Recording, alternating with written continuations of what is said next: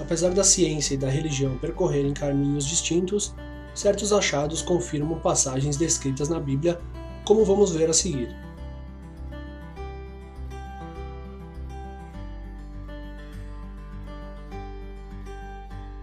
O dilúvio universal.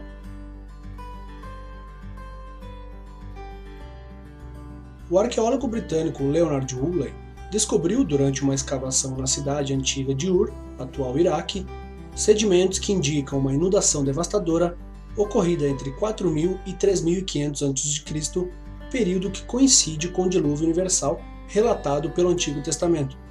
Embora não seja comprovado que tenha sido de fato universal, sabe-se que ele se deu na região referida na passagem da Bíblia. Outra prova são as tabuletas de argila dos Sumérios, que também descrevem um grande dilúvio. As histórias de inundação da Mesopotâmia dizem respeito aos textos épicos de Ziusudra, Gilgamesh e Atrahasis. A lista real sumeriana, por exemplo, baseia-se numa inundação para dividir sua história em períodos pré-diluvianos e pós-diluvianos. A genealogia de Abraão.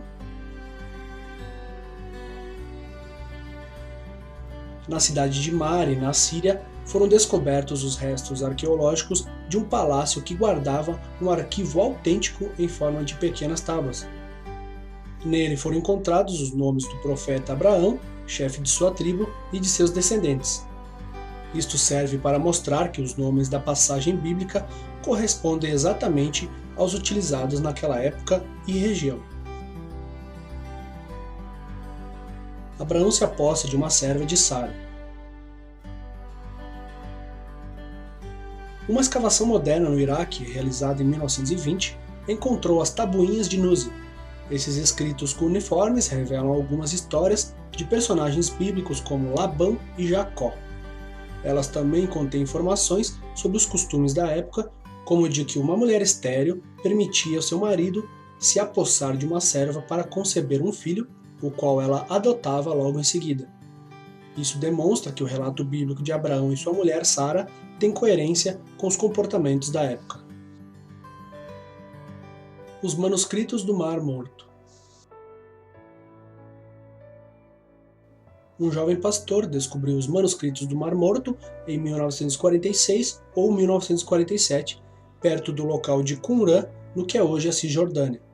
Durante a década seguinte, os cientistas e beduínos iriam descobrir mais de 900 manuscritos e localizados em 11 cavernas. Eles incluem obras da Bíblia hebraica, incluindo Gênesis, Êxodo, Isaías, Reis e Deuteronômio. Eles também incluem calendários, hinos, salmos, obras apócrifas e regras comunitárias. Um rolo feito de cobre, por exemplo, descreve a localização de um tesouro enterrado.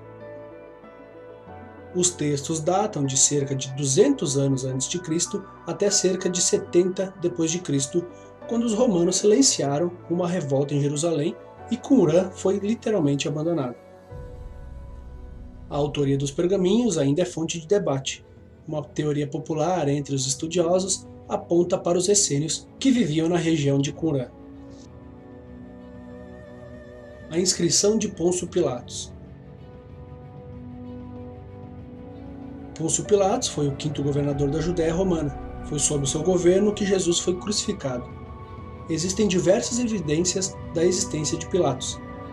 Pilatos foi mencionado pelos historiadores Flávio Joséfo, Filo e Tácitos. Foram encontradas também moedas cunhadas durante o seu governo. E em 1961 foi encontrada em escavações da Cesareia uma pedra dedicatória que confirma a existência de Pilatos. Essa inscrição é considerada uma das maiores descobertas arqueológicas bíblicas do século XX. A pedra possui uma inscrição de 3 linhas. Em português, essa inscrição significa Tibério, que é o imperador romano do período, Pôncio Pilatos, prefeito da Judéia. A inscrição não somente confirma a historicidade de Pilatos, mas clarifica o título que ele possuía como governador. A pedra encontra-se em exposição no Museu de Israel, em Jerusalém.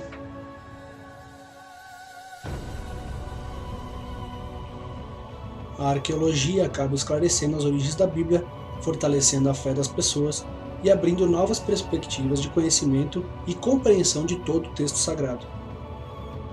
As descobertas permitem que você entre de olhos abertos no mundo bíblico e entenda o significado, a relevância e a profundidade histórica, cultural e arqueológica das Escrituras.